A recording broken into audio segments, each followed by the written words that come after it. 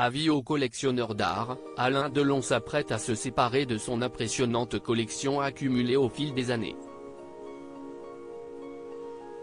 C'est en 1964, quelques mois après le tournage du Guépard de Visconti, que l'acteur s'était offert sa première pièce. S'ensuivirent plusieurs records mondiaux pour la vente d'un dessin ancien.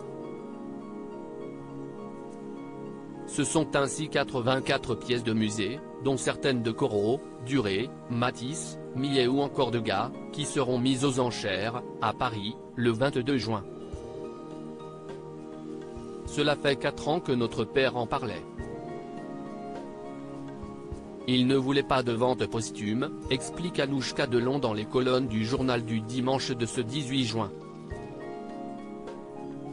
La fille de l'acteur, née en 1990 de son union avec la mannequin néerlandaise Rosalie van Breeman, coordonne cette vente avec Arnaud Cornette de Saint-Cyr, commissaire-priseur chez Bonham Cornette de Saint-Cyr. C'est au père de ce dernier, Pierre Cornette de Saint-Cyr, qu'Alain Delon avait fait confiance en 2007 pour la vente de ses trésors contemporains.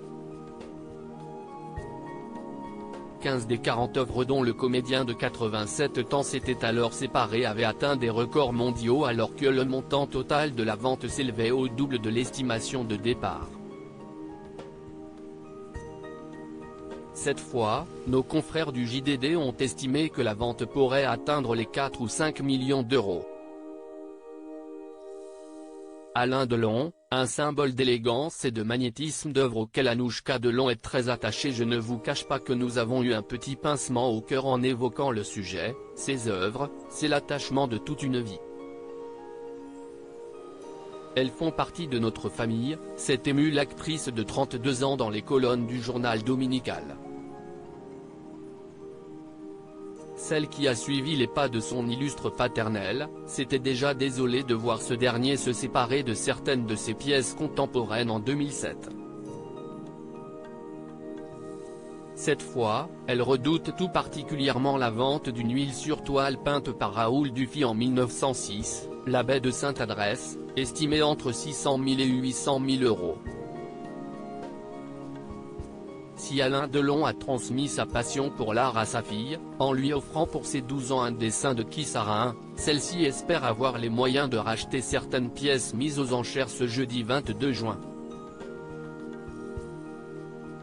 Il a fallu se résoudre à l'idée que l'art doit circuler pour continuer à vivre, a-t-elle tout de même conclu. Article écrit en collaboration avec 6 médias.